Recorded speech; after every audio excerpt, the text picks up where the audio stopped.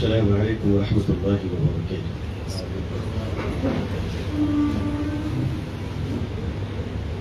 بسم اللہ الرحمن الرحیم وبہ نستعین نحمدہ ونصلی علی رسولہ الکریم۔ میں اللہ کا شکر ادا کرتا ہوں کہ اللہ تعالیٰ نے ہمیں ہندوستان جیسا عظیم ملک عطا فرمایا، اور ظاہر ہے کہ میں ان خوش نصیبوں میں ہوں جو بائی برتھ انڈین ہیں، الحمدللہ۔ میں نے یہ بات اس لیے کہی ہے کہ مجھے ہندوستان سے اللہ نے بڑی محبت کی ہے۔ اس محبت کی کئی وجہ ہیں، کئی لاجک ہیں۔ ایک تو یہ کہ حضرت ابو ہریرہ رضی اللہ تعالیٰ عنہ کی حدیث ہے کہ نبی کریم صلی اللہ علیہ وسلم نے ارشاد فرمایا کہ مجھے ہند کی طرف سے دین کی خوشبو آ رہی ہے۔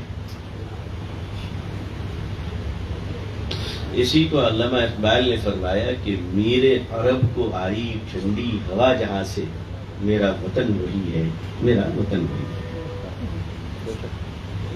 علامہ اقبال کا انتقال ہندوستان کی آزادی سے پہلے ہو گیا تھا، اس لیے وہ صرف ہندوستانی نہیں بلکہ سیمنٹڈ ہندوستانی تھے۔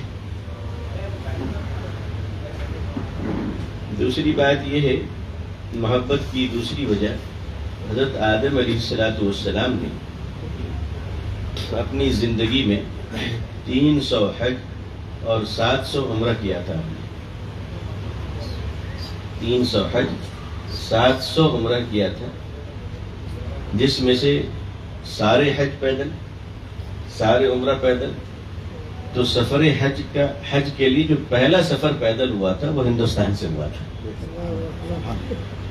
اب لوگ اس کی دلیل پوچھیں گے تو محدث اعظم حضرت مولانا حبیب الرحمن اعظمی رحمۃ اللہ علیہ نے اس پر بڑی تفصیل کے ساتھ لکھا ہے،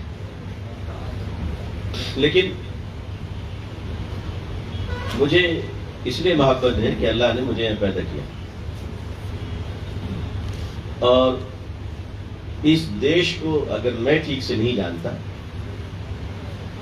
تو پھر کون جانتا ہوگا، اور اس دیش میں رہنے والے کروڑوں ہندو بھائیوں کو اگر میں ٹھیک سے نہیں جانتا ہوں تو کون جانتا ہوگا۔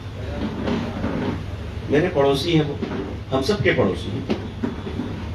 کبھی گھر کے بغل میں گھر ہوتا ہے، اور نہیں تو دکان کے بغل میں دکان ہوتی ہے، اور پالیٹکس میں تو سب سے زیادہ پڑوسی ہوتے ہیں۔ ایک پولیٹیکل جو پارٹی ہوتی ہے وہ اس کی انٹریگیشن سب سے بڑی یہ ہوتی ہے کہ وہ تمام لوگوں کا ایک گلدستہ ہوتا ہے، جس میں کرسچن، مسلم، ہندو سبھی لوگ رہتے ہیں، رہنا بھی چاہیے۔ میں اپنی سوچ پہلے آپ کے سامنے کلیئر کروں۔ میری جو تھنکنگ ہے وہ تھنکنگ یہ ہے کہ اس دیش کے، ہندوستان کے جو نان مسلم ہیں، اسپیشلی میجر کمیونٹی، وہ 99% بہت اچھے لوگ ہیں، بہت اچھے لوگ، چیریٹی کرتے ہیں، ہیلپ کرتے ہیں، لوگوں کی مدد کرتے ہیں۔ 1-2% خراب لوگ ہر جگہ رہا کرتے ہیں۔ فرق صرف اتنا ہے کہ پہلے خراب لوگ ڈرے رہتے تھے، آج اچھے لوگ ڈرے ہوئے ہیں، بس اتنا فرق ہے، بس اتنا فرق ہے، اور کچھ نہیں۔ پہلے سگریٹ پینے والے ڈرتے تھے کہ شریف لوگوں کے سامنے کیسے پیئیں گے، اب شریف لوگ ڈرتے ہیں کہ اس طرف جائیں گے کیسے، وہاں تو سب سگریٹ پی رہا ہوگا۔ بس اتنا ڈفرنٹ، ورنہ اس دیش کے ہندو بھائیوں کا جو احسان ہے ہم پر، وہ ہم نہیں بھلا سکتے، اور بلانا بھی نہیں چاہیے۔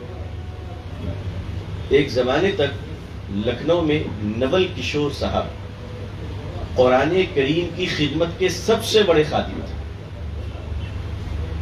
جی سب سے بڑے خادم، انہوں نے قرآن کی ایسی خدمت کی ہے کہ بڑے بڑے علماء اور بڑے بڑے بزرگ ان کے گرویدہ رہے. حضرت مولانا عبد الحی فرنگی بحری رحمۃ اللہ علیہ، حجت الاسلام حضرت مولانا قاسم نانوتوی رحمۃ اللہ علیہ، یہ بڑے بڑے علماء ان سے محبت کرنے والوں میں تھے. تو ہم یہ احسان کیسے بھول جائیں؟ آپ بتائیے. میں ان لوگوں میں سے نہیں ہوں جو احسانات بھول جائے گا. میں اس دیش میں وشمبر ناتھ پانڈے جی، آر کے گرگ جی، سدھارتھ شنکر رے جی، اور ابھی سپریم کورٹ کے سینئر لائر جناب راجیو دھون صاحب، ہم ان سب کے احسان کو بھلا نہیں سکتے، نہیں بھلا سکتے. اور ابھی ابھی جو چند مٹھی بھر سو کالڈ ریلیجیس لوگ دھرم سنسد کے نام پر ہریدوار میں جمع ہوئے تھے، ہریدوار میں، اور انہوں نے گیروا وسطر پہن رکھا تھا. حالانکہ وہ سارے کرمنل تھے، وہ سارے کرمنل، لیکن وسطروں نے گیروا لے لیا. حالانکہ یہ سیفرون گیروا ڈریس بلیدان کا پرتیک ہے، اپنے آپ کو مٹانے کا ہے. یہ بڑے سادھو سنتوں کا لباس ہوتا ہے، لیکن اس کو ان لوگوں نے پہن لیا. لیکن بھائی لباس بدلنے سے آدمی کی کوالٹی نہیں بدلتی ہے. اسی لیے میں کہا کرتا ہوں کہ وہ کرمنل تھے اور وہ وسطر سے سنیاسی لگ رہے تھے، مگر چرتر سے ستیاناسی ہے وہ.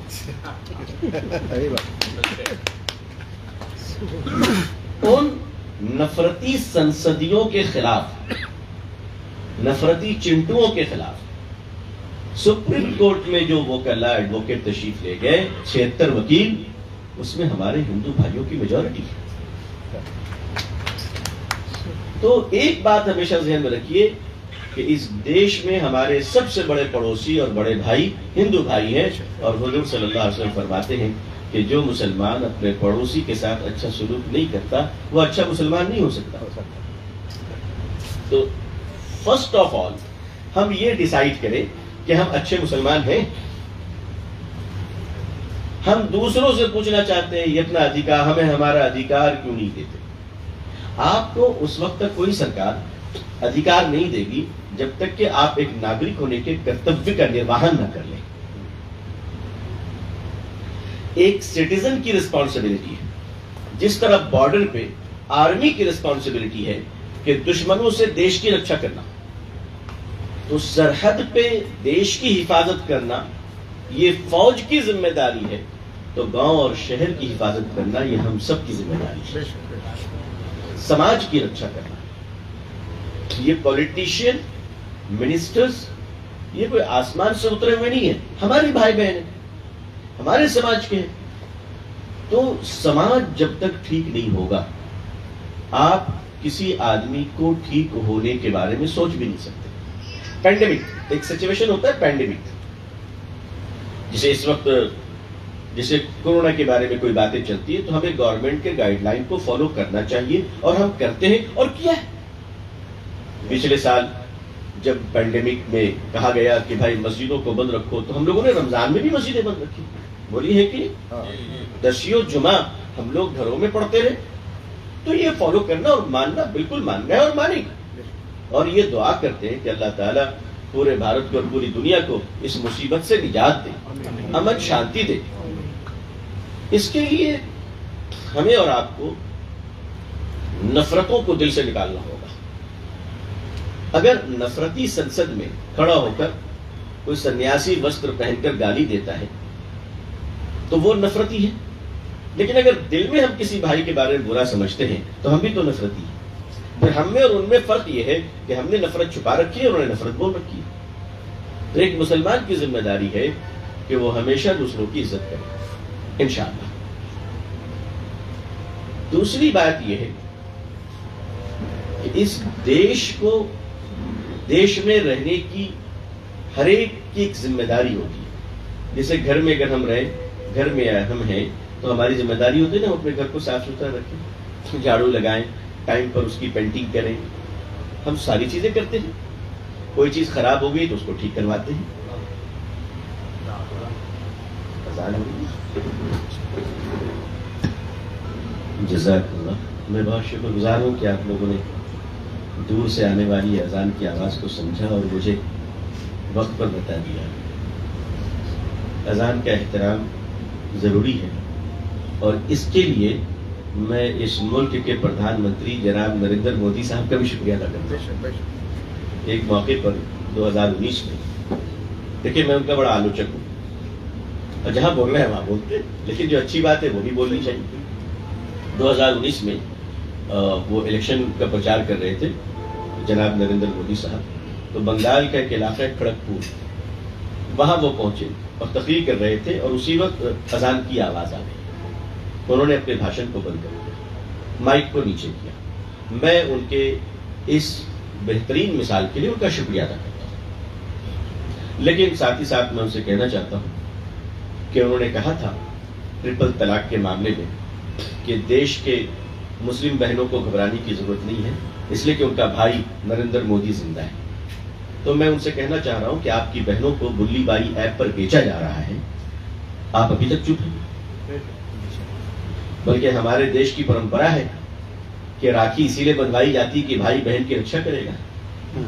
تو میں بھائی کو آواز دیتا ہوں کہ اپنی بہنوں کی خبر لیجئے اور ان کرمنلوں کو بھارتیہ دنڈ جو قانون ہے، جو ہندوستانی قانون ہے کرمنل ایکٹ کے تحت، ان پر اس کی کارروائی ہونی چاہیے، کیونکہ یہ بہت گندی روایت چل رہی ہے. میں آشا کرتا ہوں کہ آپ سب کے ذریعے میری آواز پہنچے گی وہاں اور وہ ضرور اس پر ایکشن لیں گے انشاءاللہ. دیکھیے ہم اپنے گھروں میں جب رہتے ہیں تو ہمارے اپنے گھروں کے بھی کچھ اصول ہوتے ہیں، کچھ قانون ہوتے ہیں، کچھ ضابطے ہوتے ہیں. وہ یہ کہ آنا جانا دروازے سے ہوگا، ونڈوز سے نہیں ہوگا، کھڑکیوں سے نہیں ہوگا. ہم اپنے گھروں میں ہم بیڈ روم میں سوتے ہیں اور فریش ہونے کے لیے واش روم جاتے ہیں. وہ سارا کام بیڈ روم میں نہیں کرتے جو واش روم میں کیا کرتے ہیں. تو ہم اپنے گھروں میں بھی کچھ اصول رکھتے ہیں. کیا دیش میں رہنے کے کوئی قانون نہیں ہے؟ ہماری یہ کوشش ہے کہ مسلمان قوم سب سے پہلے بہترین ڈسپلین والی قوم بن جائے انشاءاللہ. اس میں ہم آپ سب کی مدد چاہتے ہیں. ہماری اپنی قوم، دیکھو ہم اپنے گھر کو صاف کر سکتے ہیں، ہو سکتا ہے اسے دیکھ کر دوسرا بھی اپنے گھر کی گندگی صاف کر لے. تو ہم دوسرے کو نہ بتائیں، ہم پہلے یہ طے کریں کہ آئیے ہم اپنی زندگی سے شروع کرتے ہیں انشاءاللہ. ایماندار بنانے کی فکر نہ کریں، ایماندار بننے کی فکر کریں. ہم لوگ بنانے کے چکر میں سارے فساد مچائے ہوئے ہیں. ہم بننے کی کوشش کریں اور یہ سب سے پہلے مسلمان ہونے کی حیثیت سے ایک مسلمان کی ذمہ داری ہے کہ اگر وہ پڑوسی کے لیے اچھا نہیں ہے تو وہ اچھا مسلمان نہیں ہے. یہ فائنل، یہ میں نے ہمارے اور آپ کے پیارے آقا صلی اللہ علیہ وسلم نے ارشاد فرمایا. ایک مسلمان سے اگر دوسرا مسلمان انسیکیورٹی فیل کر رہا ہے کہ صاحب ان سے مجھے خطرہ ہے، تو پھر اسے میں مسلمان نہیں کرمنل مانتا ہوں. مسلمان وہ ہے جس سے لوگ اپنی سلامتی محسوس کریں، اپنے لیے سلامتی محسوس کریں. ایک بات میں یہاں پر کہتا چلوں کہ ہمارے دو گھر ہیں. ایک چھوٹا گھر جس میں ہم رہتے ہیں، ایک بڑا گھر جو دیش ہے جس میں میرا چھوٹا گھر رہتا ہے. ہمارا دیش جو ہے وہ ہمارا بڑا گھر ہے. تو میرا چھوٹا گھر کہاں رہتا ہے؟ اس بڑے گھر میں رہتا ہے. دیکھو چھوٹے گھر میں اگر کچھ گڑبڑ ہو گیا تو ٹھیک کیا جا سکتا ہے، لیکن بڑے گھر میں گڑبڑ ہو گیا تو چھوٹا گھر بھی نہیں بچے گا. تو اس لیے چھوٹے گھر سے زیادہ بڑے گھر کی حفاظت کرنی ہے، اپنے گھر سے زیادہ اپنے دیش کی حفاظت کرنے پر سوچنا ہے. ابھی ہمارے ملک کو سب سے زیادہ خطرہ جو بارڈروں پہ ہے، ہمیں اس پہ نظر رکھنی چاہیے. لیکن ہم دنیا کے سارے خطروں سے اور دنیا کے سارے جھگڑوں سے تب نپٹ سکتے ہیں جب ہمارے دیش کے اندر شانتی ہو، امن ہو، یہاں جھگڑا نہ ہو. اگر گھروں کے اندر لوگ لڑتے رہیں تو جب دو بھائی ایک گھر میں لڑتا ہے تو گھر ٹوٹ جاتا ہے. دو سمودائے جب لڑتے ہیں تو دیش ٹوٹ جاتا ہے. تو ہمیں دنیا کی ساری شکتی سے ہم لڑ سکتے ہیں، ساری شترو شکتی سے ہم لڑ سکتے ہیں جب ہم آپس میں ایک ہوں. تو اس بات کی کوشش کرنی ہے، اس بات کی دعا کرنی ہے کہ اللہ تعالیٰ اس ملک میں رہنے والے ہندو، مسلمان، سکھ، کرسچن سارے سمودائے کو آپس میں محبت کے ساتھ ایک دوسرے کا بھائی بنا دے. آمین. ہمارا دیش اس وقت بڑے سنکٹ سے گزر رہا ہے. وہ سنکٹ یہ ہے کہ کرپشن، بے ایمانی اپنے چرم سیما پہ پہنچ چکی ہے. غریبوں کے لیے کوئی سہولت اس وقت سمجھ نہیں آ رہی ہے. اس کرپشن کو روکنے کے لیے اس وقت تک ہم نہیں روک پائیں گے کرپشن، کرائم، ریپ، بلاತ್ಕಾರ، اپرادھ، جب تک انسان کے دلوں میں مرنے کے بعد ایک خدا کو جواب دینے کا ڈر نہ آ جائے. آپ 1000 قانون بنا لیں بھائی، قانون کے رہتے ہوئے 7 سال کی عمر کی بچی سے لے کر 70 سال کی بوڑھی تک اپنی عزت گنوا رہی ہے. ہو رہا ہے کہ نہیں ہو رہا ہے؟ یہ کہتے ہوئے مجھے شرم آتی ہے. 7 سال کی بیٹی کتنی پھول جیسی بیٹی ہوتی ہے، اس کے تو سماج کے کاندھے پر چڑھ کر کھیلنے کیوں ہوتی ہے؟ وہ تو پیار سے کسی کو انکل بولتی، کسی کو ماما بولتی ہے. لیکن جب سماج میں کوئی درندہ پڑوسی کی بچی کو اٹھا کر، جو بیٹی بتائیے جس کے پھول جیسے ہونٹ، بیٹی بیٹی ہوتی ہے، بیٹا بیٹا ہوتا ہے، بچے بچے ہوتے ہیں، بچے سماج کے ہوتے ہیں. اور یاد رکھیے، ایک جنگ چل رہا تھا یورپ کے گوروں میں اور عرب کے اسلام کے درمیان، مسلمانوں کے درمیان. جنگ کے میدان میں لڑتے ہوئے ایک مسلمان کی تلوار اٹھی اور وہ ایک انگریز کے کاندھے پہ گردن پر یوں جا رہی تھی. لڑائی ہے، غور کا میدان ہے، کیوں جا رہی تھی؟ انگریز اس سپاہی کا جو بچہ تھا وہ کہیں سے دیکھ رہا تھا. حالانکہ وار کے میدان میں فیملی نہیں ہوتی، لیکن کچھ لوگ لا کر دور رکھتے. اس بچے نے دیکھا کہ میرا باپ، چھوٹا سا بچہ، میرے باپ کی گردن اب تلوار سے اڑنے والی ہے. کس کی گردن ہے؟ انگریز کی. اور تلوار کن کے ہاتھ میں؟ مسلمان کے ہاتھ میں. وہ بچہ ہوتا ہے، بچے نے چیخ لگائی، کہا میرے باپ کو چھوڑ دو. یہ کیا کہ وہ دوڑتا ہوا وہ یہاں پہ آ گیا. اب بتائیے، اس مسلمان کے لیے تو بڑی اچھی چانس ہو گئی، باپ اور بیٹا دونوں مل گیا. ظالم، قاتل، خونی، بے غیرت انسان وہ کیا کرتا ہے؟ بچوں پہ ظلم کرتا ہے، عورتوں پر ظلم کرتا ہے. کتنی شرم کی بات ہے. ہم بچوں پر اتیاچار کے بارے میں سوچ نہیں سکتے. کتنا گھن لگ رہا ہے اس وقت سوچنے میں. جیسے وہ بچہ آیا، مسلمان نے اپنی تلوار نیچے کر دی اور بچے کو گود میں اٹھایا. وہ انگریز پریشان ہو گیا، کہا کہ یہ میرا بچہ ہے. کہا کہ ہاں، ہم جس رسول کے ماننے والے ہیں صلی اللہ علیہ وسلم، انہوں نے ہمیں بچوں کی عزت اور ان سے محبت کرنے کا حکم اور آدیش دیا ہے. دشمنی تم سے ہے، تمہارے بچے سے نہیں ہے، بچے سے نہیں. یہ دیکھ کر وہ انگریز کلمہ پڑھ گیا، مسلمان ہو گیا. ہم بچوں سے محبت کرنا سیکھیں. ہم یہ کیوں دیکھتے ہیں ہندو کا بچہ، مسلمان کا بچہ، انسان کا بچہ نہیں ہے. وہ بچوں سے پیار کریں. حضور صلی اللہ علیہ وسلم کے سامنے ایک صحابی آتے ہیں. میں اس لیے کہہ رہا ہوں کہ روزانہ اخبار کھولتا ہوں تو دیکھتا ہوں چھوٹی چھوٹی بچیوں کے ساتھ بلاತ್ಕಾರ کیے جا رہے ہیں. مطلب آپ یقین مانیے، ایسا لگتا ہے کہ یہی سب دیکھنے کے لیے زندہ رہ گئے. وہ بھی اپنے دیش میں جہاں ہندو سماج عورتوں کی پوجا کرتا ہے، مسلمان عورتوں کو اللہ کی نعمت سمجھتا ہے. حضور صلی اللہ علیہ وسلم نے فرمایا نا، مجھے 3 چیزوں سے محبت ہے: نماز، خوشبو، عورت. ہندو سماج دیوی کی پوجا کرتا ہے جو عورت ہوتی ہے. مسلمان اپنی ماں کے قدموں کے نیچے جنت کا یقین رکھتا ہے. سوچیے آپ، ہم پوجا کے قائل نہیں ہیں. پوجا تو صرف ایک اللہ کی کرتے ہیں. ہم عبادت صرف ایک اللہ کی کرتے ہیں، اس کے سوا کسی کی کرتے بھی نہیں ہے، کسی کو مانتے بھی نہیں ہے، کسی کو جانتے بھی نہیں. یہی ہماری آئیڈینٹی ہے. لیکن حضور صلی اللہ علیہ وسلم نے کیا فرمایا؟ ماں کے قدموں کے تلے جنت. فرمایا بیوی اس دنیا کی بہترین نعمتوں میں ایک نعمت ہے. تو عورت کی عزت سکھائی گئی. تو کوئی بھی آدمی، چاہے وہ مسلمان ہو، ہندو ہو، کسی بھی کاسٹ کا ہو، ویشی، اگر کسی چھوٹی بچی کے ساتھ بلاತ್ಕಾರ کرتا ہے، بلاತ್ಕಾರ کسی کے لیے بھی ٹھیک نہیں، لیکن مجھے نہیں لگتا ہے کہ وہ جب کسی کی بیٹی اور چھوٹی بچی اور پھول جیسی بچی کو نوچ رہا ہوگا تو مجھے لگتا ہے کہ اس کا باپ وہ کسی انسان کی اولاد نہیں، وہ جنگل کی کسی وحشی جانور کی اولاد ہوگا. کلیجہ پھٹ جاتا ہے میرا. بڑا آسان ہے اخباروں میں پڑھنا، ٹی وی میں پڑھنا، کم از کم میں بہت کمزور آدمی ہوں، مجھ سے نہیں پڑھا جاتا. اس دیش کے لیے، اس دن کے لیے اس ملک کو آزاد کیا تھا.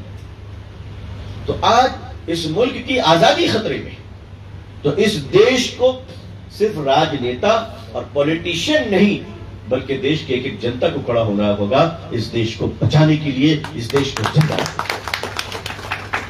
لیے. ایک ایک آدمی کا کرتویہ ہے، ایک ایک آدمی کا کرتویہ ہے، اور اس کرتویہ میں سارے لوگوں کو ملنا پڑے گا. یہ ایک بیماری چل پڑی ہے بلاکار کی، اور کوئی ان کے لیے سزا بھی مناسب نہیں ہے. میں آپ لوگوں کو یاد ہوگا کہ جب 2013 اور 14 کے بیچ میں نربھیا کیس دہلی میں ہوا تھا اور اس بیٹی کی ہتیا کر دی گئی، گرچہ کہ سنگاپور تک اسے ٹریٹمنٹ کے لیے بھیجا گیا تھا، کوئین الزبتھ ہاسپٹل میں بچ نہیں سکی. اس وقت مرحومہ آجہانی سشما سوراج صاحبہ اپوزیشن لیڈر تھی پارلیمنٹ میں. انہوں نے کہا تھا کہ ان ریپسٹ کو روکنا ہے تو اسلام کی سزا سب صحیح ہے کہ جس نے ریپ کیا پکڑا اور گردن امیڈیٹلی اڑا دیا. یہ 5-5 سال ایک ریپسٹ کو جب چھوڑ دیتے ہیں تب تک تو 5000 ریپ اور ہو جاتے ہیں، تو انہی کی میجورٹی ہو جائے گی. قانون بہو بیٹیوں کی عزت بچانے کے لیے قانون بھی ضروری ہے، لیکن خدا کا خوف بھی ضروری ہے. خدا کے خوف کے بغیر نہیں ہو پائے گا. میں آج یہ میسج دینا چاہتا ہوں آپ تمام مسلمان بھائیوں کے ذریعے پورے دیش کو کہ دیکھو تم جس دھرم کو بھی مانتے ہو، جس پرانت اور پنتھ کے رہنے والے ہو، جو بھی بھاشا آپ بولتے ہو، ایک بات پر وشواس رکھتے ہو نا، ایک دن آپ کو مرنا ہوگا، ایک دن ہم کو مرنا ہوگا. تو سوچو مرنے کے بعد اپنے مالک کو کیا جواب دیں گے. اتیاچار مت کرو بھائی، اس لیے کہ اتیاچاری بہت دنوں تک نہیں رہا کرتے. مسولینی اور ہٹلر کی تاریخ ختم ہو گئی، کوئی بھی اتیاچاری زندہ نہیں رہتا. تو پولیٹیکل سسٹم میں اگر ٹرانسپیرنسی، آنیسٹی لانا چاہتے ہیں تو وہ جیتے ہوئے نیتاؤں سے ایمانداری کا مطالبہ زندگی میں کبھی نہیں کر سکتے. ان کو کوئی حق نہیں کرنے کا، کوئی حق نہیں کرنے کا. لہذا آپ سب پولیٹکس میں ہیں، میں آپ سے اتنی بات کہوں گا کہ آپ خدمت کیجئے انسانوں کی خدا کو راضی کرنے کے لیے. آپ پالیٹکس کیجئے، مانو سیوا اس لیے کیجئے تاکہ خدمت کریں، خلق خدا کی خدمت اس لیے کریں کہ انسانوں کو پیدا کرنے والا خدا ہم سے راضی ہو جائے انشاءاللہ. تب جا کر ہمارے ملک میں کچھ امن و امان کی بہاریں آئیں. ورنہ غریبی بڑھتی چلی جا رہی ہے، بیماری بڑھتی چلی جا رہی ہے، رشوت بڑھتی چلی جا رہی ہے. ایک آدمی جس کے پاس کچھ نہیں ہے، اچانک کیا ہوتا ہے کہ وہ ایسی راہوں پر چلتا ہے کہ دیکھنے کے بعد معلوم ہوتا ہے کہ آدمی تو بدل گیا. ایمانداری اس لیے لائیے کہ مرنے کے بعد جہاں ہم جائیں گے وہاں کوئی الماری نہیں ہوگی اور کفن میں کوئی جیب نہیں ہوگا. میں امید کرتا ہوں کہ آپ سب اپنی دعائیں مجھے دیں گے، اور آپ سب تو ایماندار ہیں. دعا کیجئے کہ میں ایک اچھا انسان بن جاؤں اور میں اپنے اس دیش کو اور دیش کے لوگوں کو کچھ اچھا دے سکوں انشاءاللہ. اس کی میری بڑی کوشش ہے. کوشش رہتی ہے، کامیابی اللہ کے ہاتھوں میں ہے، لیکن آپ لوگوں کی دعائیں مل گئی تو انشاءاللہ میں کچھ اچھا کام کر سکوں گا. بہت بہت شکریہ، بہت بہت شکریہ.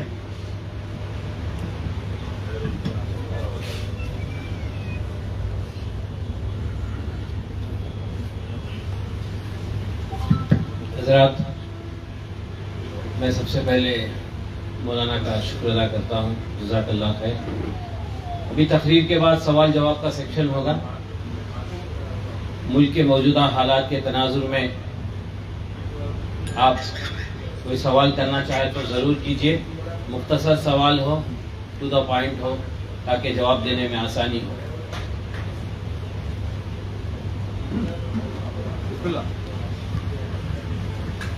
السلام علیکم ورحمۃ اللہ وبرکاتہ. میرا نام ناصر بادشاہ فرم کڑپا اور ایک ہمارا حق نام کا تیلگو منتھلی میگزین کا ایڈیٹر ہوں. سر میرا ایک سوال یہ ہے کہ ہم لوگ مائنارٹیز کے اندر، مسلمانوں کے اندر پولیٹیکل ریپرزنٹیشن کی بات کرتے ہیں.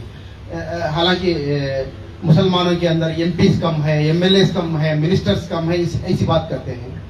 और दूसरी तरफ पॉलिटिकल रिजर्वेशंस की बात भी आती है, और जहां पर जैसा एससी एसटी के लिए कुछ सीटें मुकर्रर किए गए हैं, वहां पर एससी के अलावा कोई दूसरा कंटेस्ट नहीं कर सकता, ऐसा एक पॉलिटिकल रिजर्वेशन की बात भी, डिमांड भी हमारे सामने आती है।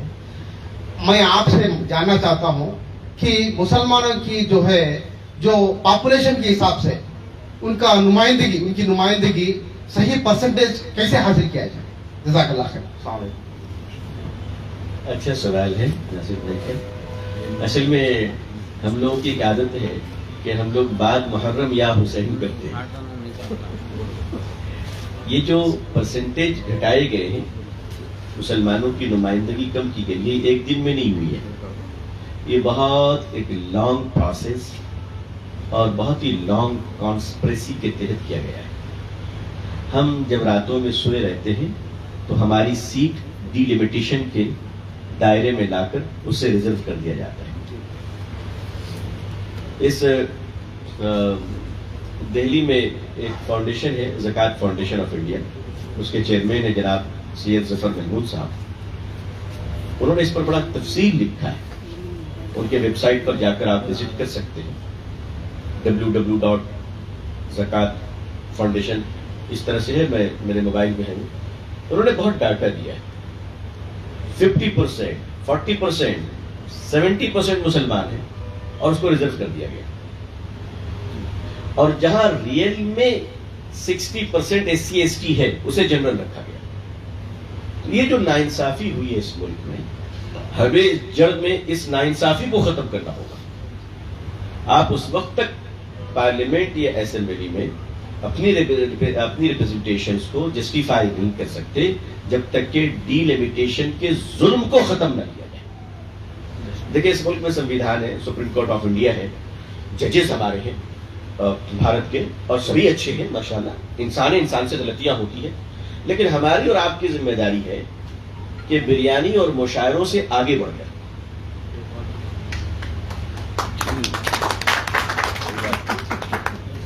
थोड़ा कुछ हार्ड वर्क करने की आदत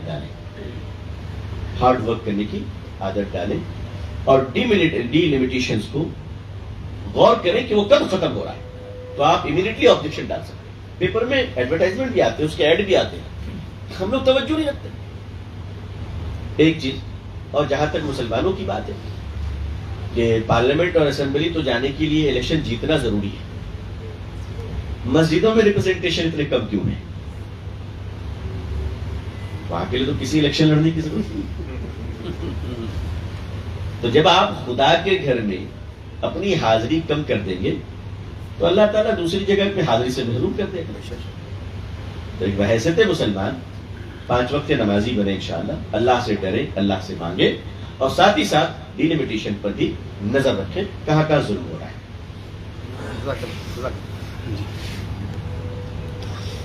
किसी का अस्सलामु अलैकुम वरहमतुल्लाहि वबरकातुहू। तो आज आप तशरीफ लाए, आपका बहुत बहुत शुक्रिया मौलाना। कई दिनों से जो है एक सवाल हमारे दिलों में है कि हर जगह पे भी जो है आप किसी भी तंजीम में जाएं या किसी भी एक जमात से जुड़ें या किसी भी एक जमात से अगर कोई भी ताल्लुक हो, तो हर जगह पे हर मुसलमान, अब आप आने से थोड़ी देर पहले भी वही मुज़ाकरा हो रहा था कि यूनिटी का मुजाहरा हो, कि हर सूरत हाल में जो है मुसलमानों को एकजुट होना चाहिए। तो बिल्कुल सब यही बात कहते हैं कि यूनिटी होना चाहिए, लेकिन आखिर ये unity how it is possible and how we can achieve that target, इसके ऊपर कुछ रोशनी डाल सकें तो बेहतर हो। जज़ाकल्लाह। ये बहुत यूज टू क्वेश्चन हो गए और मैं समझता हूँ हर जगह ये सवाल होते हैं, हर जगह। देखिए, यूनिटी की एक सिस्टम है, इत्तेहाद करने का तरीका है। हमारे फारूक शबली भाई ने बड़े दर्द के साथ ये सवाल किया है, और मैं अक्सर जगह पे ये सवाल सामने करता रहता हूँ, मुसलमानों में इत्तेहाद क्यों नहीं है? देखिए, एक पहली बात तो ये है कि इत्तेहाद उस वक्त तक नहीं होगा जब तक कि आप दूसरों से अपने लिए कुछ चाहेंगे। उस वक्त इत्तेहाद इमीडिएटली हो जाएगा जब आप दूसरों की जरूरत बन जाएंगे। تو ہم دوسروں سے امید نہ رکھیں کہ ہم خود آگے بڑھ کر کسی کو ویلکم کرنے کو تیار ہیں. میں ہوں انشاءاللہ. اب آپ بتائیے کہ جس کے لیے آپ کھڑے ہوں گے، جس کو وارم ویلکم کریں گے، جس کو گلے لگائیں گے، جس کے کام آئیں گے، وہ کبھی آپ کا دشمن بنے گا؟ تو یونٹی ہو گئی. الحمدللہ. یہ طریقے ہیں اس کے. دیکھیے یہ جو رین واٹر ہوتے ہیں نا، یہ سویٹ واٹر ہوتا ہے، یہ پینے کے قابل ہوتا ہے، کاشتکاری کے قابل ہوتا ہے. اگر آپ اس کو اسٹور نہ کر سکیں تو یہ سمندر میں جا کر خودکشی کر لیتا ہے. پھر نمک سے اس کو فلٹر کرنا بہت مشکل کام ہے، بہت ایکسپینسو ہے، بہت ایکسپینسو. تو اسی طرح ہمیں اپنی کوالٹی کو اسٹور کرنا چاہیے. تو نمبر 1 یونٹی لانے کا سب سے پہلا طریقہ یہ کہ میں دوسروں کی عزت کروں، دوسرا میری عزت کرے. یہ دماغ میں بھی نہیں رہنی چاہیے، ہے نا. حالانکہ انگریزی کا جملہ ہے نا، گیو اینڈ ٹیک، لیکن میں یہاں صرف گیو کی بات کر رہا ہوں، نو ٹیک. آپ یقین مانیے سامنے والا اگر انسان ہے تو جتنا بھی گیا گزرا ہو وہ آپ کی محبت سے ضرور پگھلے گا انشاءاللہ. چراغ جلے گا تو اس کی گرمی سے موم کو پگھلنا ہی ہے، چاہے وہ جتنا پتھر جیسا سخت. اب اس کے بعد کیا کرنا ہے؟ یہ تو یونٹی لانے کے طریقے ہو گئے کہ انڈیویجول ہمیں ایک دوسرے کا ریسپیکٹ کرنا ہے انشاءاللہ. یونٹی میں ایک چیز ہمیں اور کرنا ہے. ہم لوگوں میں بہت یونٹی ہے، بہت یونٹی ہے، مگر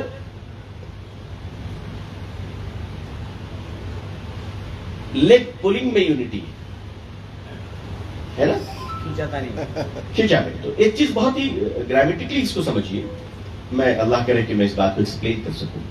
جب آدمی کسی کی ٹانگ کھینچتا ہے نا تو ضروری ہے کہ کھینچنے والے کے اندر مسل پاور ہے. کمزور آدمی نہیں کھینچ سکتا، رائٹ. ایک بات تو کنفرم ہو گئی کہ کھینچنے والا مضبوط ہے، طاقتور ہے، اس کے اندر بڑا پاور ہے. تو اگر ہم کسی کی ٹانگ کھینچیں گے تو وہ پیچھے آ جائے گا.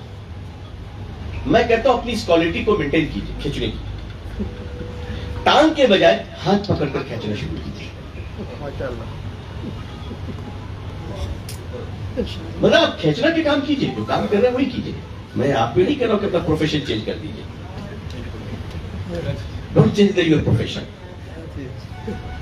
ٹانگ کھینچنے کے بجائے ہاتھ کھینچو. ٹانگ کھینچو گے آدمی گر جائے گا، ہاتھ کھینچو گے اوپر آئے گا. ٹھیک ہے انشاءاللہ. ایک دوسرے کو ہم لوگ ضرور کھینچا تانی کریں مگر ہاتھ پکڑ کے کھینچیں تاکہ آدمی اپنی جگہ پہ پہنچ جائے انشاءاللہ. دوسرا یہ ہے. تیسرا کہ اللہ تعالیٰ نے تمام انسانوں کو بہت عزت کے ساتھ پیدا فرمایا ہے. وَلَقَدْ كَرَّمْنَا بَنِي آدَمَ. اللہ نے آدم کے اولادوں کو، ششوں کو اللہ نے عزت دی ہے. S C, S T, Christian, Hindu اور بہوجن سماج، چھوٹی ذات بڑی ذات بول کر ہم کسی کی توہین نہیں کر سکتے. اللہ اسے نفرت کرتے ہیں. یس، مسلمان دوسرے کی توہین کر ہی نہیں سکتا ہے. قرآن میں اللہ نے فرمایا، اور پھر قرآن کریم میں اللہ نے کیا فرمایا؟ لَقَدْ خَلَقْنَا الْإِنسَانَ فِي أَحْسَنِ تَقْوِيمٍ. مسلمان نہیں کہا اللہ نے، انسان کا میں نے سب سے اچھا انسانوں کو بنایا، اس سے اچھا کسی کو بنایا ہی نہیں. اللہ نے فرشتوں کا ذکر نہیں کیا. لہذا one side, one way traffic, ہم دوسرے کی عزت کریں گے انشاءاللہ. کوئی وجہ نہیں ہے کہ سامنے سے رسپانس نہ ملے، ضرور ملے گی انشاءاللہ. امید ہے کہ ہم لوگ اس کا خیال رکھا کریں گے. بہت بہت شکریہ.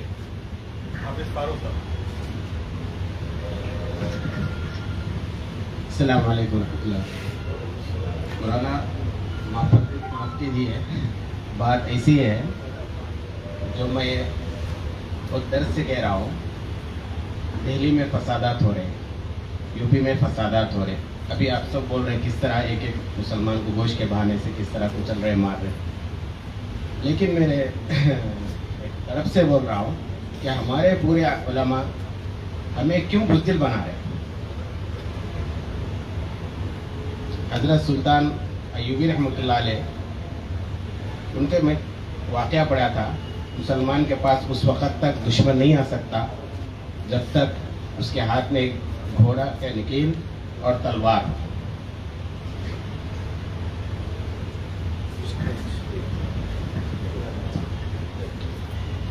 دیکھیے اس سوال کے دو حصے ہیں. ایک تو یہ ہے کہ ہم آلریڈی کسی کو دشمن سمجھ بیٹھے. میرے خیال سے اس ملک میں دہلی کے فساد ہوں یہ تو بہت چھوٹی باتیں رہی ہیں. اس سے پہلے بھی ہزاروں فسادات ہوئے. ملیانہ، ہاشم پورہ، میرٹھ، بھاگلپور، اور 2 فساد تو ابھی یہ ریسنٹلی ہے جیسے گجرات ہے، مظفر نگر، یہ تو ابھی 2000 کے بعد ہوئے ہے نا. اور دہلی کے ہوئے. فساد چھوٹا ہو یا بڑا، مسلمانوں کی جان جائے یا ہندو کی جان جائے، کسی بھی اعتبار سے ایکسیپٹیبل نہیں ہے اور جائز نہیں ہے. ایک چیز تو ہم کسی کو دشمن سمجھ لیں، ہر وہ شخص ہمارا دشمن ہے جو انسانیت کا دشمن ہے. ٹھیک ہے، نمبر 1. دوسری بات یہ ہے کہ تلوار اور گھوڑے کے لیے ضروری ہے کہ باضابطہ کوئی لڑائی ہو، اور لڑائی کا اعلان کوئی اسٹیٹ کیا کرتا ہے، انڈیویجول پرسن نہیں کیا کرتا. فرق مانیے کہ ہمارے دیش کی، بھارت کی آرمی اگر ہم سے کہے کہ چائنا کی آرمی اندر آ رہی ہے، ہمیں اب جنتا کے سہیوگ کی ضرورت ہے، تب ہم ان کے کہنے پر اپنے سر پہ کفن باندھ کر چاہے فوجیوں کو گرم چائے پلانے کی ڈیوٹی ہو اتنی بھی کرنے کے لیے چلے جائیں گے. لیکن اکیلے ڈنڈا بمبو لے کر چائنا میں نہیں گھس سکتے. رہی بات بزدلی، تو مولانا نے فرمایا کہ علماء بزدل بنا رہے ہیں. میں سمجھتا ہوں کہ یہ بات تھوڑی سخت ہے. ایسا نہیں ہے، لیکن آپ جانتے ہیں کہ قانون کے دائرے میں رہ کر گفتگو کرنی پڑتی ہے. ہر بات بول دینا، لوگوں کو ورغلا دینا یہ مناسب نہیں ہے. آپ نے اگر ایک موب کو بھڑکا دیا تو وہ موب کبھی بھی ڈسپلین میں نہیں رہتی، پھر وہ لنچنگ کرتی ہے جس کی کبھی کوئی مذہب، کوئی سمویدھان اور کوئی سبوے سماج اس کو برداشت نہیں کر سکتا. لیکن رہی بات، ایک بات آپ کی اچھی ہے کہ بزدل آدمی کو کہیں نہیں ہونا چاہیے، کبھی بھی نہیں ہونا چاہیے.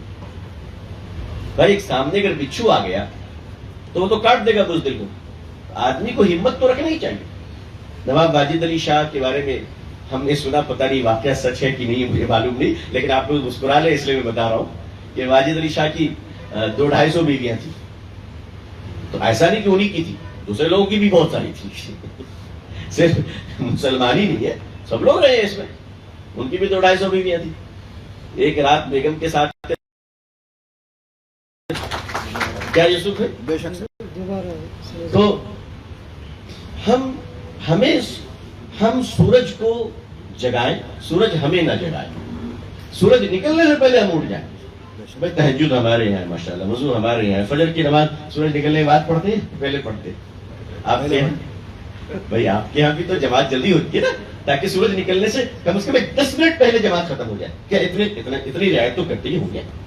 اخیر سے اخیر وقت بھی اگر پڑھے تو بھائی مسلمانوں اپنے اوپر لازم کر لیں کہ آپ صبح اٹھنے والے بنے انشاءاللہ. 10 بجے اٹھتے ہیں، برش کرتے ہیں، اس کے بعد کہتے ہیں لا با کیا تو بھی ہے کیا ناشتہ ہو با کیا اڈلی بڑا ہے. معاف کیجیے گا میں زیادہ نہیں جانتا، لیکن میں تھوڑی بہت 1 آدھ دن کے ریہرسل میں آپ کو بول رہا ہوں. اور اس کے بعد دوپہر میں بیٹھتے ہیں شادی کی دعوت میں، اور پھر بوٹیاں کھینچتے ہوئے قوم کی فکر پر گفتگو کرتے ہیں. پھر فجر کی نماز پڑھ کے انشاءاللہ ورزش کیجیے، واک کیجیے، محنت کیجیے. یہ ہم سب کے لیے ضروری ہے، ہم سب کے لیے ضروری ہے. عزیزان ملت، بزدلی بہت سارے طریقوں سے ختم ہوتی ہے. ایک تو یہ ہے کہ مریضوں کی، بیماروں کی، ضرورت مندوں کی خدمت کرنے سے طبیعت میں گھن کم ہوتی ہے، انسانوں کی محبت پیدا ہوتی ہے. تو آئیے اللہ نہ کرے اگر کبھی دشمنوں سے سامنا پڑ جائے تو یقیناً ڈٹ کر مقابلہ کریں، چاہے وہ دیش کا دشمن ہو یا انسانیت کا دشمن ہو یا سماج کا دشمن ہو یا دین کا دشمن ہو. لیکن ہر وقت لڑائی جھگڑا ذہن میں رہے یہ اچھی بات نہیں، لیکن ہمیں بہادری کے راہ پر چلنا ہے. اس لیے کہ اللہ تعالیٰ کو بھی کمزور مومن کے مقابلے میں مضبوط مومن پسند ہے. جزاک اللہ، بہت شکریہ. السلام علیکم ورحمۃ اللہ وبرکاتہ۔ مولانا، ہم ہمارے قوم سے کسی بھی ایک مسلمان کو یہ سمجھ کر M L A M P بناتے ہیں کہ یہ M L A M P بن جائے گا تو ہمارے قوم کی خدمت کرے گا اور تمام سماج کی بھی خدمت کرے گا، اور جہاں تک ہمارے حقوق ہیں ان حقوق کو بھی یہ لڑ کر ہم کو دلوائے گا۔ مگر ایسا نہیں ہو رہا ہے، وہ M L A M P minister تو بن جاتے ہیں مگر اس کے بعد قوم کو بلا دیتے ہیں اور کوئی بھی توجہ قوم کی طرف نہیں دیتے۔ یہ کس وجہ سے ایسا ہو رہا ہے؟ حضرت تو ماشاءاللہ خود بزرگ آدمی ہے، میں تو حضرت کے سامنے تن کا بھی نہیں ہوں، میرے پاس کیا تجربہ ہے۔ لیکن جب ہمارے ایک بڑے نے سوال فرمایا ہے تو میں اس کو سوال نہیں بلکہ آپ کی دعا سمجھ کر لیتا ہوں اور اللہ کی توفیق سے کچھ عرض کیے دیتا ہوں۔ دیکھیے، پالیٹکس میں مسلمانوں کی طرف سے کون جائے گا یہ پہلے طے ہونا چاہیے، یہ بات طے ہونی چاہیے، ہمارے سلیکشن ہونے چاہیے۔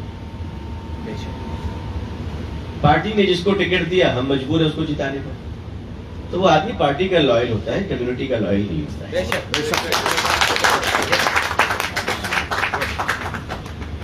اگر آپ کسی اچھے آدمی کو، سماج سیوی کو، جو بھید بھاؤ نہ کرتا ہو ہندو مسلمانوں میں، مسلمان کرسچن میں، جو دیش کے پرتی، سماج کے پرتی ایماندار ہو، ایسے آدمی کو آپ تیار کریں۔ سماج میں کون؟ ہم خود 14 لوگ کھڑے ہو جاتے ہیں، ہم خود 14 لوگ کھڑے ہو جاتے ہیں، تو آپ کسی پر اتفاق کر لیجیے اور پھر پارٹی سے کہیے آپ ان کو ٹکٹ دو، ہمارا سارا ووٹ آپ کو۔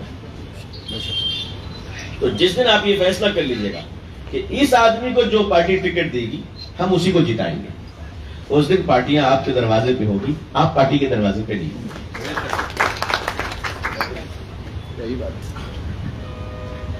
عمران صاحب، السلام علیکم۔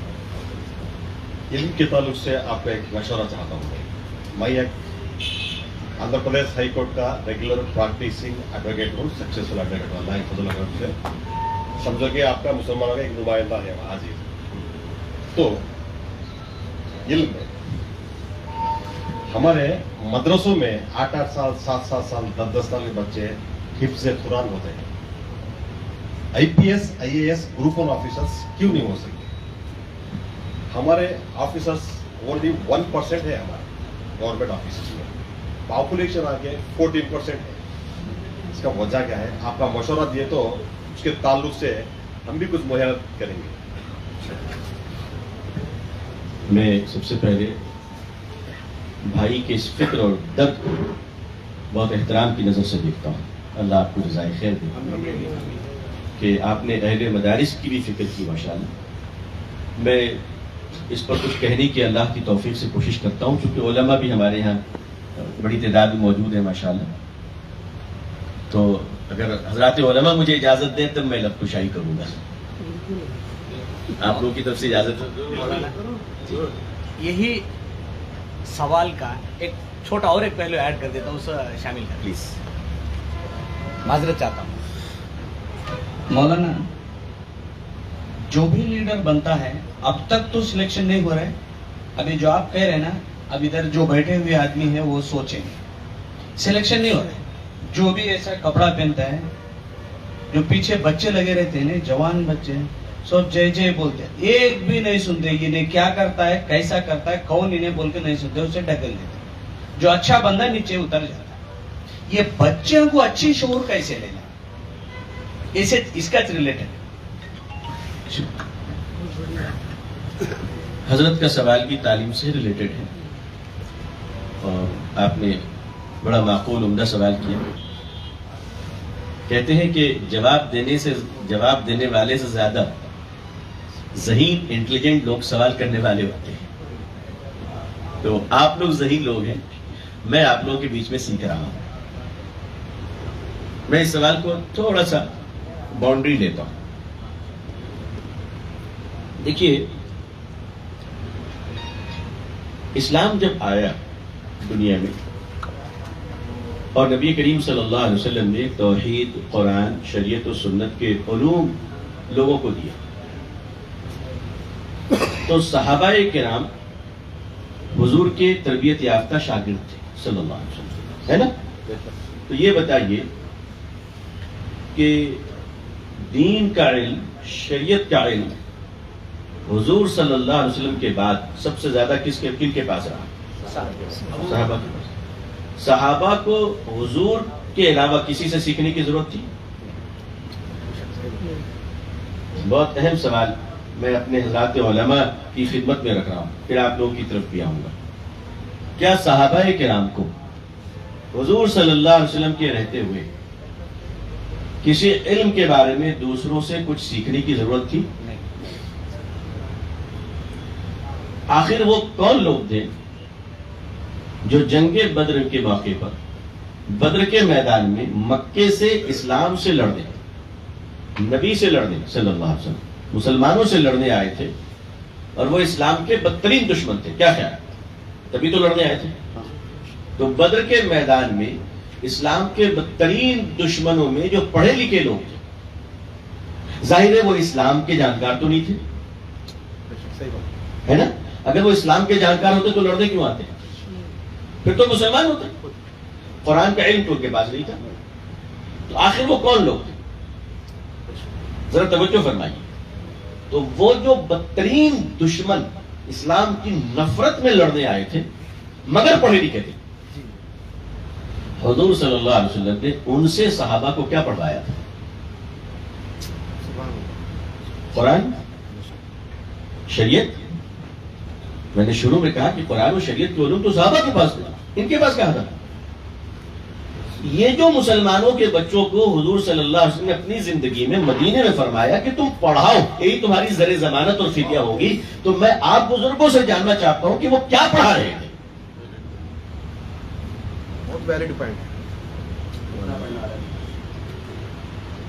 بھائی قرآن اگر پڑھا رہے تھے تو یہ تو کہہ نہیں سکتے اس لیے کہ صحابہ کو قرآن کون پڑھا ہے نبی کی موجودگی میں؟ تو وہ کیا جزئیات تھے؟ فقہ کا کون سا ایسا نقطہ تھا جو مکے کے ان ظالموں سے اور ان دشمنوں سے سیکھنا پڑ رہا تھا؟ اس کا مطلب یہ ہے کہ دنیا کے جو علوم ان کو آتے تھے، نبی پاک صلی اللہ علیہ وسلم نے صحابہ سے فرمائے دشمن ضرور ہے مگر علوم کا خزانہ ان کے پاس ہے، ان سے حاصل کرو. کیا میں نے کوئی غلط بات بولی؟ ابھی اصلاح کر دیں آپ اگر کوئی بات غلط ہے. وہ دین تو نہیں سکھا رہے تھے، ظاہر ہے انہوں نے گھوڑے کی پہچان سکھائی ہوگی، اس وقت کی وہی سائنس ہوگی کہ گھوڑے کو پہچانے کیسے، گھوڑا دوڑتا کیسے ہے، پاؤں کے نشانات کو کیسے سمجھا جائے. بھائی وہی علوم ہوں گے. پانی کہاں ہے نہیں ہے وہ کس طرح اندازہ کریں گے؟ کیونکہ پانی کی تلاش ایک بہت بڑی تلاش تھی عرب کے سنلاخ اور ریگستانی زمین میں. یہ بھی تو ایک علم ہے نا، یہ بھی علم ہے. سائنس اس زمانے کی سائنس ہی تھی. تو اس زمانے کی سائنس پر جنہیں مہارت تھی، گرچہ وہ قاتل دشمن جنگجو بن کر آئے تھے، مگر ان جنگجوؤں سے بھی حضور صلی اللہ علیہ وسلم نے علم سیکھنے سکھانے کا کام کرایا کہ نہیں کرایا؟ اور بھائی جنگجو جیسا بھی ہو، دیکھیے ایک بات میں آپ سے عرض کروں، شاید آپ کو اچھی لگے. سارا دن ایک دوسرے سے لڑنے کے بعد، سارا دن ایک دوسرے سے لڑنے کے بعد رات میں ایک ہی مورچے پر دونوں مل کر آرام کرنے والے دونوں جنگجوؤں کو اردو میں میاں بیوی کہتے ہیں.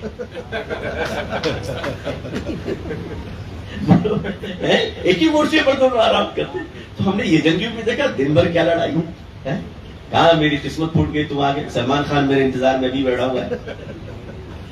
لیکن تو ہمیں کوالٹی میں یہ نہیں دیکھنا چاہیے کہ جو کوالٹی دینے والا ہے وہ دشمن ہے یا دوست ہے. اس سے ایک سبق ملا نا. اب ہمارے اہل مدارس کو میں مبارکباد دیتا ہوں کہ انہوں نے اپنے سلیبس کو فلیکسیبل کیا ہے، ماڈرنائز کیا ہے، اور بے شک وحدانیت کے تصور اور رسالت مآب صلی اللہ علیہ وسلم سے ایک انچ نیچے نہیں ہٹ سکتے. لیکن اسی کے ساتھ ساتھ ہمارے مدرسے کے جو لاکھوں فارغین سال میں ہیں ان کا مستقبل کیا ہوگا. وہ ایک ایماندار آدمی بن کر نکلے تو ہر ڈپارٹمنٹ میں وہ ایماندار دیش کی سیوا کے لیے ہمیں دینا چاہیے. یہ ہمیں مدرسے کو اس کی فکر کرنی چاہیے کہ خدا سے ڈرنے والا, لوگوں کی عزت کرنے والا. یقیناً آج بھی سب سے زیادہ ایسے لوگ مدرسوں سے ہی نکل رہے ہیں, سب سے زیادہ جو اللہ سے ڈرے, جو استاذ کی عزت کرے. ورنہ کالج میں تو پروفیسر کی پٹائی ہو جاتی ہے. ہمارے مدرسوں میں طلبہ اپنے اساتذہ کی عزت اس گئے گزرے دور میں بھی بہت کرتے ہیں ماشاءاللہ, گئے گزرے دور میں. تو اگر مدرسوں کے اچھے لڑکے جو اللہ سے ڈرتے ہیں, انسانوں سے نفرت نہیں کرتے, بھید بھاؤ نہیں کرتے, رشوت نہیں کھاتے, جھوٹ نہیں بولتے, دیش کے پرتی سچے دیش بھکت اور سمرپت ہوتے ہیں, ایسے مدرسے کے بچوں کو اگر ہم مدرسوں سے ہی انٹلیکچوئل اور تیار کر دیں انشاءاللہ, تو وہ عالم بن کر ریونیو آفیسر بن سکتے ہیں, لا اینڈ آرڈر کو مینٹین کر سکتے ہیں, اور دیش سیوا کا ایک بڑا کام ہم لوگ کر سکتے ہیں انشاءاللہ. میں اس سے متفق ہوں. وعلیکم السلام.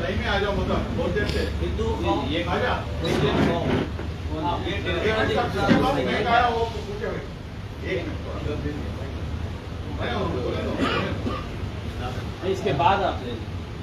السلام علیکم ورحمۃ اللہ وبرکاتہ. آپ سے سوال کرنے والا نہیں ہے, تو چھوٹا سا سوال ہے, بٹ پولیٹیکل اویئرنیس ہے نا, تو زیادہ تر پولیٹکس کے اندر مسلم کمیونٹی آنا کر کے بول کے ہم وہاں فکر کر رہے ہیں, but 70% of the Muslim community یہ سوچتی ہے کہ یہ پولیٹکس ہم لوگ کو ضرورت نہیں ہے. بھائی نماز پڑھ لے, دین کا کام کر لیے, مسجد گئے, بس یہ ہے, ہمارے اندر نہیں ہے.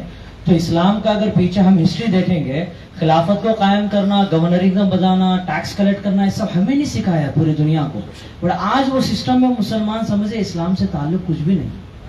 تو کیا مولانا آپ اسلام کے اندر پولیٹکس کا بھی دین, یہی بھی دین کا کام ہے کر کے آپ کیا بتانا چاہتے ہیں؟ ہمارے نوجوان بھائی نے کتنی فکری اور گہرا سوال کیا ہے کہ ٹیکس کلیکشن وغیرہ. واقعی حضرت عمر رضی اللہ عنہ کے زمانے میں جو ریگولیشن آیا ہے تو ہم سوچ بھی نہیں سکتے. یہ جو اربن ڈیولپمنٹ آپ دیکھ رہے ہیں, یہ حضرت عمر کا ہے رضی اللہ تعالیٰ دیا ہوا, کہ آپ نے فرمایا کہ 25,000 کی آبادی ہو جائے تو پھر وہاں نیا گھر مت بناؤ, دوسرے شہر آباد کو. ایک گھر کے درمیان ایک گھر سے دوسرے گھر کے درمیان اتنا فاصلہ ہو کہ کوئی اپنی کھڑکی سے دوسرے کے آنگن میں جھانک نہ سکے. دیکھیے, ہندوستان کی آزادی سے پہلے مسلمان اس ملک کے جو جیوگرافیکلی طور پر بہت اویئر تھے, اور پولیٹیکل امپاورمنٹ میں ان کا بڑا رول اور حصہ تھا. آزادی سے پہلے انگریزوں کے زمانے میں ساری لڑائیاں مسلمانوں نے لڑی. ابھی میں آپ لوگ کی دعاؤں سے جب سفر کیا کرتا ہوں تو ایئرپورٹ وغیرہ پہ آزادی اور دیش کے پرتی جان دینے والوں کے نام روزانہ لیے جا رہے ہیں. اچھی بات ہے, ہمیں بھولے ہوئے ساتھیوں کو یاد کرنا چاہیے. ہم جن کو بھول گئے, یہ ہماری جو نیو جنریشن ہے وہ آزادی کے مجاہدین اور انگریزوں سے لڑنے والے وہ سپاہی اور دیش کے پرتی جان دینے والے, اس ایک ایک گمنام لوگوں کو ہمیں یقیناً جاننا چاہیے. لیکن میں پچھلے 2 مہینوں سے سفر کر رہا ہوں, میں نے ابھی تک ایک مسلمان کا نام نہیں سنا. ہو سکتا آیا ہو, میری نالج میں نہ ہو, لیکن میں آپ کو یہ بتا رہا ہوں کہ میں کنٹینیو ٹریول کرنے والوں میں ایک میں بھی ہوں الحمدللہ. یہ جو کانسپریسی ہے یہ اچھی چیز نہیں ہے. یہ ایماندار لوگوں کی پہچان نہیں ہے, یہ بے ایمانوں کی پہچان ہے. اس دیش کو آزادی کرانے کے لیے, آزاد کروانے میں, لڑنے میں اور مرنے والوں میں مسلمانوں کا بڑا رول رہا. لیکن ہم لوگوں سے ایک چھوٹی سی غلطی ہوئی ہے. میں اپنے بزرگوں کا, اکابرین کی جوتیوں کی عزت کرتا ہوں, میں ان کے جوتیوں کے دھول کے برابر نہیں ہوں, لہذا میں تنقید تو نہیں کر سکتا. لیکن میں ایک بشری غلطی کہوں کہ یہ ملک جب آزاد ہو گیا اس کے بعد ہمارے بزرگ سب خانقاہوں میں لوٹ گئے, سب درسگاہوں میں لوٹ گئے. بے شک انہوں نے اچھا کام کیا. اگر وہ خانقاہوں میں نہ جاتے تو اللہ اللہ کی صدائیں کیسے بلند ہوتی. اگر وہ مدرسوں میں نہ جاتے تو آج اتنے سارے خدا ترس علماء ربانیین کیسے آتے. لیکن میں صرف اتنا کہنا چاہتا ہوں کہ سب چلے گئے, 2-4 چوکیدار کو چھوڑ دینا چاہیے تھا تاکہ چوری چماری نہ ہوتی. ایک بیچارے مولانا آزاد رہ گئے، کیا کرنے لگے بیچارے. اب آئیے میں یہ بات کہتا ہوا اشاروں میں چلوں، اشاروں میں، کہ پالیٹکس نہ گندی چیز ہے نہ اچھی چیز ہے. آنے والا اچھا اور گندا ہوتا ہے. بے شک.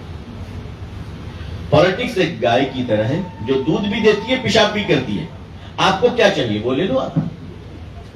آپ کو دودھ چاہیے آپ دودھ لے لیں، کسی کو گو موتر ہی چاہیے تو وہ لے لیں، ہم کچھ نہیں کہتے اس پر، جس کی چوائس ہے.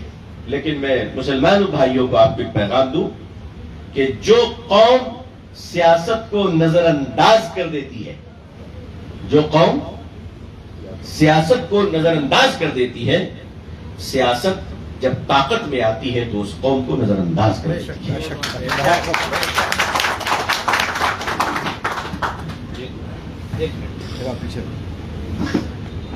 اب تھوڑا سا سیشن شارٹ کر دیں فاروق بھائی، اب شارٹ کر دیں سیشن. سر یہ لاسٹ کوشچن ہے، ابھی بھی ہے.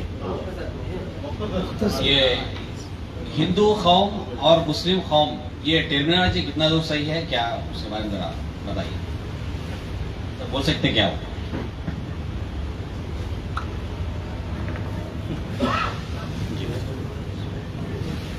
بھائی جب گلاب کو گلاب پھول بول سکتے ہیں، بیلی کو بیلی پھول بول سکتے ہیں، گیندا کو گیندا پھول بول سکتے ہیں، چمیلی کو چمیلی پھول بول سکتے ہیں، تو ایک ایک آئیڈینٹی کے ساتھ لوگوں کو کیوں نہیں بلا سکتے؟ مسلمان ہے تو مسلمان ہے الحمدللہ، ہندو بھائی ہیں تو ہندو بھائی ہیں، کرسچن ہیں تو ہیں. لہذا کسی کمیونٹی کو اس کا نام لے کر بلانا ہے کوئی بری بات نہیں، بلکہ اور پہچان کے لیے مضبوط اور اچھی چیز ہے. جب ہم فورن جاتے ہیں تو ہم ظاہر سی بات ہے، ہم سے پوچھا جاتا ہے کون ہو، تو ہم نہ ہندو کہتے ہیں نہ مسلمان کہتے ہیں، ہم کہتے ہیں انڈین. وہاں پہ ہم انڈین کہتے ہیں اور اپنا انڈین پاسپورٹ دیتے ہیں. اور جب انڈین آتے ہیں، جب انڈیا آتے ہیں تو امیگریشن کے کاؤنٹر پہ جو لائن لگتی ہے اس میں لکھا رہتا ہے فارنر، اور ایک جگہ لکھا رہتا ہے اونلی انڈین. پراؤڈ فیل کرتے ہیں، ماشاءاللہ 56 انچ کا سینہ ہو جاتا ہے اور انڈین لگتے ہیں. تو لہذا کسی کو کسی کے آئیڈینٹی کے ذریعے سے بلانے کے لیے اس میں مجھے نہیں لگتا کہ کوئی زیادہ کوئی پریشانی ہے. مختصر کر دیجیے. آ جاؤ. ٹھیک ہے.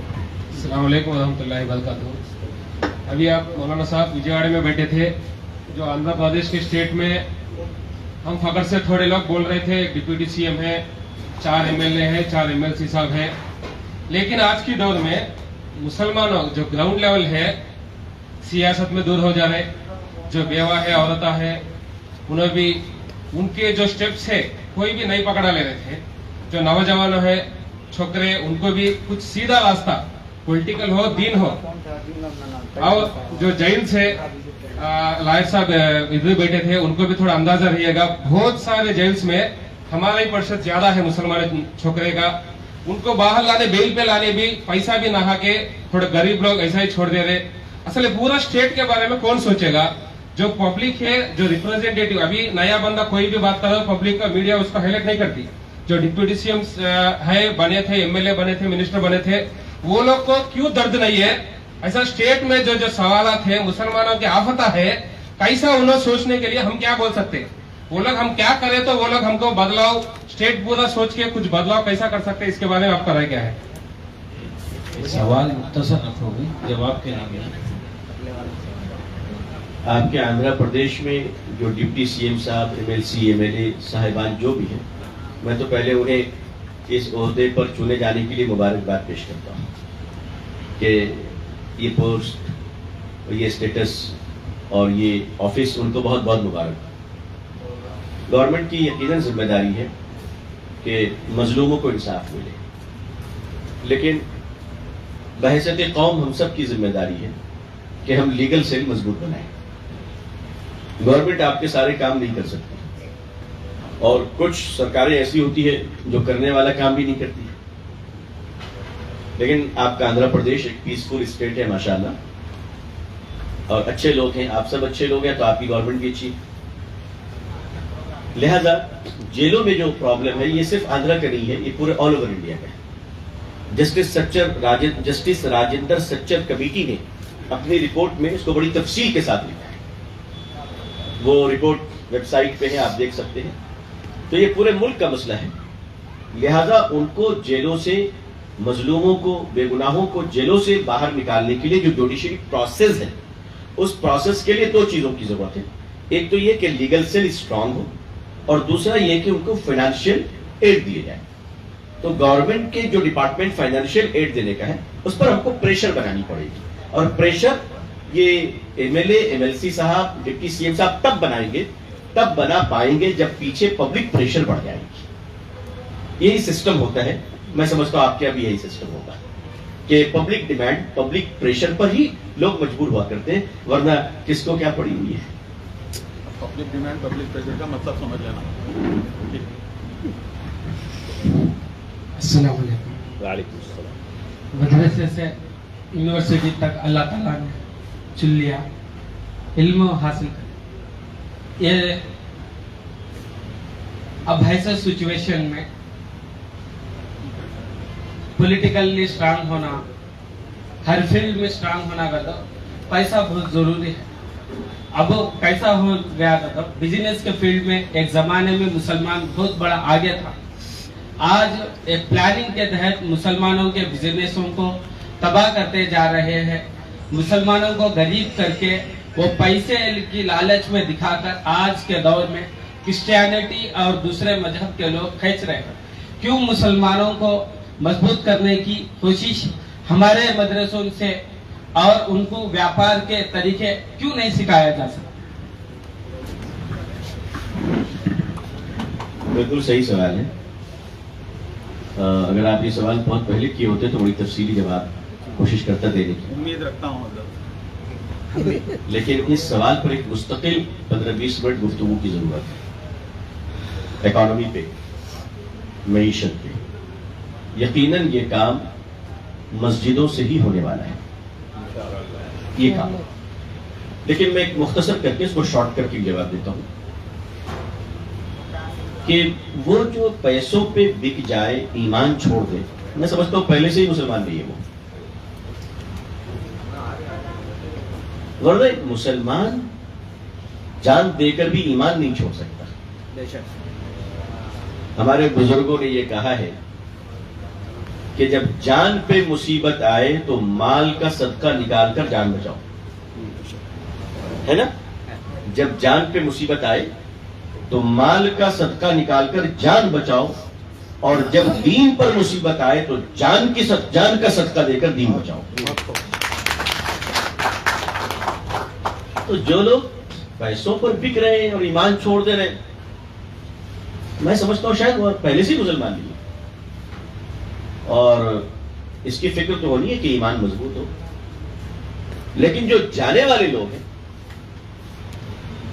اللہ تعالیٰ اسلام اور مسلمان دونوں کو پاک صاف کر رہے ہیں. جی، تطہیر کا دور چل رہا ہے. منافقین، کچڑے سب صاف ہو جائیں گے. اللہ تعالیٰ ہم لوگوں کو ایمان والوں میں شامل رکھے. تو سامنے والے کے ایمان کی حفاظت کرنی ہے، اس کی فکر تو ہونی ہے.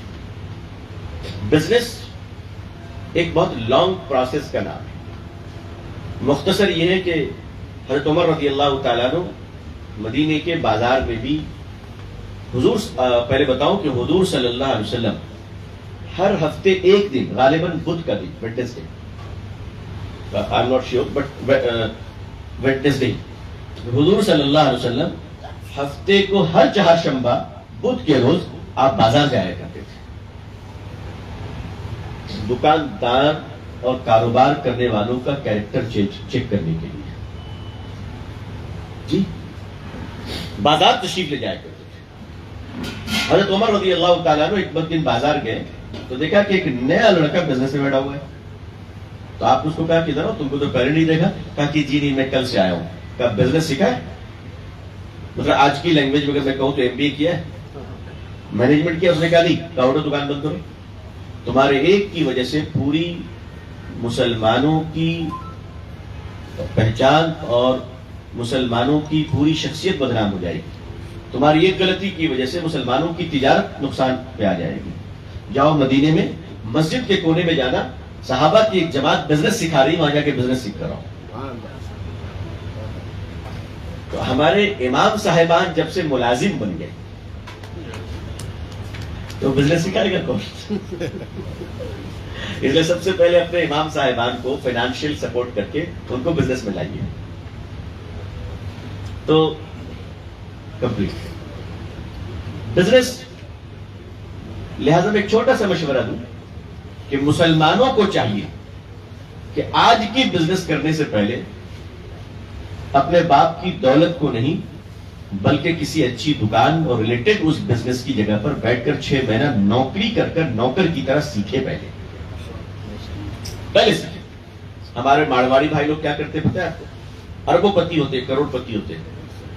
ان کا بیٹا لنڈن سے پڑھ کر آتا ہے، وہ چاہے تو دوسرے دن اس کے لیے 5 کروڑ کی کار خرید سکتے ہیں، لیکن وہ کیا کرتے ہیں؟ اپنے شو روم میں اپنے بیٹے کو نہیں بلاتے، اپنے دوست کے شو روم میں بیچتے ہیں ٹفن میں آلو بھاجی اور پراٹھا دے کر، اور کہتے ہیں بس سے جاؤ. ہمارے یہاں تو بیٹا پیدا ہوتی بادشاہ بن گیا، باپ کی دولت پر کھیل رہا ہے، 3 سال دکان چلایا، 4تھے سال دکان کو بیچ کے برباد ہو کے سڑک پہ آ گیا. اللہ ہمارے ساتھ نہیں ہے. پھر ہمارے جماعت والے اس کو لے کے چلنے میں چلے جاتے ہیں کہ بھائی کچھ تھوڑا بہت سیکھ کے آئے گا انشاءاللہ.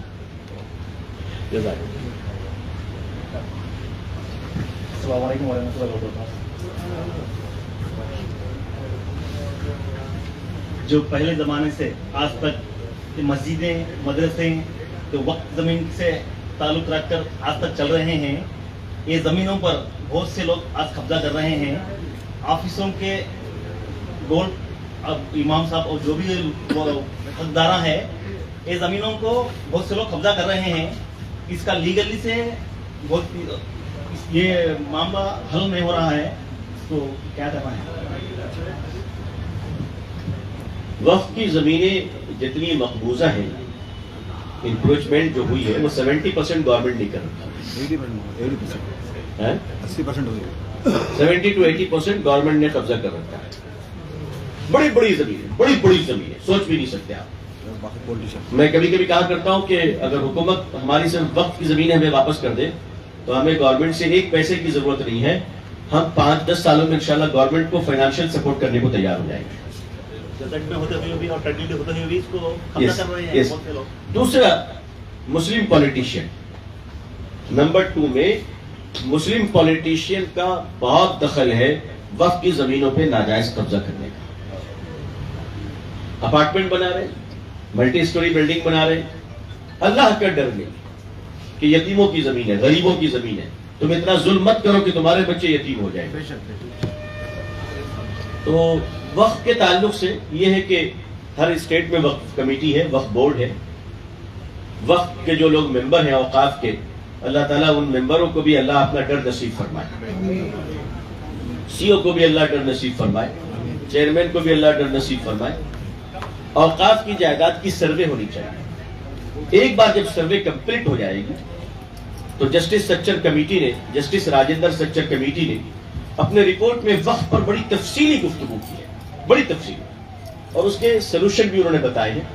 آپ حضرات تھوڑا ویب سائٹ پر جا کر اس چیپٹر کو پڑھیں. وہ تو پوری رپورٹ تقریباً 450 صفحات 425 صفحات پر مشتمل ہے، لیکن اس رپورٹ کو پڑھیں، شاید کام کرنے کے کچھ طریقے مل جائیں گے انشاءاللہ. ختم کیا جائے. ایک آخری سوال ہے مولانا، ایک چھوٹا سا آخری سوال. Really last question.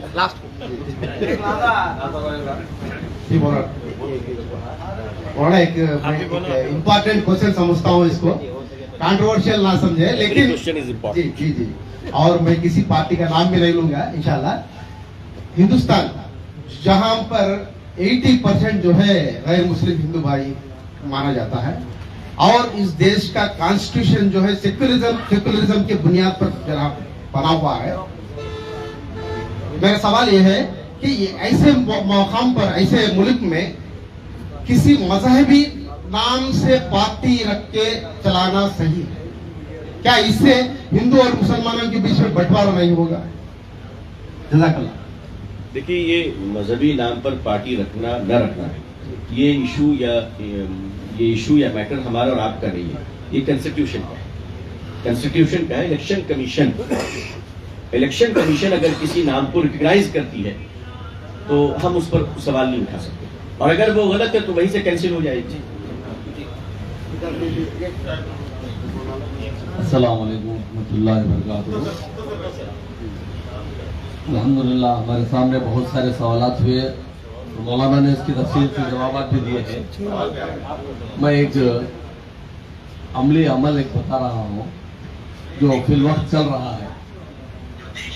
यानी सबसे पहले हमको जो इंसान है इंसान बनना और अपना घर की और अपने महल्ले की हिफाजत करना और अपने महल्ले के अंदर जो भी गरीब गुरबा यतीम मिस्किन हैं बगैर पढ़े लिखे बच्चे हैं उनको स्कूलों में दाखिला दिलाना, ये सिर्फ 3-4 साथी मिलकर ये अमल में आ सकते हैं। बातों से बातें जिंदा होती हैं, काम से काम जिंदा होता है। तो मेरी राय यह है यहाँ पर जो भी साथी आए हैं वो अपने महल्ले की फिक्र करें। इसके अंदर सबसे पहला यह है अपने जो बच्चे पढ़े नहीं होते हैं, अनपढ़ बच्चे होते हैं और काम काज में लग जाते हैं, उन बच्चों को स्कूल के अंदर दाखिला दिलाएं या मदरसे में दाखिला दिलाएं और जो बेवाएं हैं, मिस्कीनें हैं, यतीम हैं, उनका सहारा बने। तो महल्ले के अंदर क्या है बेरोजगारी दूर होगी और बहुत सारा उसका अंजाम अच्छा होगा। मशवरा है मेरा स्ट्राइक तो जो क्वेश्चन है सर से मुस्लिम personal law board Andhra Pradesh के अंदर डिस्ट्रिक्ट वाइड या तालुका वाइड या तकसीर से कई को नए काम कर रही है। एक सवाल। तीसरा सवाल हम लोग मीडिया कई को नहीं बना सकते। 100 साल की तंजीम एक है हमारी, नाम नहीं बोल सकता, और कई तंजीमा हिंदुस्तान लेवल में है, क्यों नहीं अपना एक खुद का मीडिया नहीं बना सक रहे? मीडिया पे इतना डिपेंड है हिंदुस्तान आज, आप भी बहुत अच्छा जानते हैं। आपके सामने मैं एक छोटा सा 2 सवाल किया, इस सवाल में मेरे को पूरा टाइम आपका वक्त माजरत चाहता हूँ देना चाहिए इस पे। देखिए, all India Muslim personal law board ये बड़ी लिमिटेड बॉडी है और इसका काम ये है कि शरिया लॉ को प्रोटेक्ट करना। कहीं पर कामयाब होते हैं और कहीं पर हुकूमत या लीडरों के जुल्म की वजह से नाकाम हो जाते हैं, लेकिन इस दायरे से ये बोर्ड बाहर नहीं जा सकता। अगर बोर्ड अपने दायरे से बाहर जाकर खेलने लगा तो ये फुटबॉल टीम बन जाएगी, all India Muslim personal law board नहीं रहेगा। दूसरी बात यह है कि all India Muslim personal law board, आप सबको अर्ज करूं कि आप सबके लिए खुशी की बात है कि हिंदुस्तान का वाहिद इदारा है जहां तमाम लड़ने वाले फिरके यकजा मोहब्बत से बैठते हैं और किसी जमात में नहीं बैठते। देवबंदी, बरेलवी, अहले हदीस, तबलीग, जमात इस्लामी, जमीयतुल उलमा हिंद, शिया, बोहरा, सिर्फ कादियानी को छोड़ क्योंकि वो मुसलमान ही नहीं है। बकिया ये सारे लोग एक साथ बैठते हैं अल्हम्दुलिल्लाह और बड़ी मोहब्बत से बैठते हैं। तो अगर हम मकसद से हट जाएंगे तो किसी न किसी को प्रॉब्लम हो जाएगा, फिर बोर्ड टूट जाएगा। आज कम से कम आपके लिए इतनी बात तो है कि आपकी रिप्रेजेंटेशन है, एक नुमाइंदगी है all India Muslim personal law board, जो बहुत कुछ ना करते हुए भी हिंदुस्तानी मुसलमानों की एक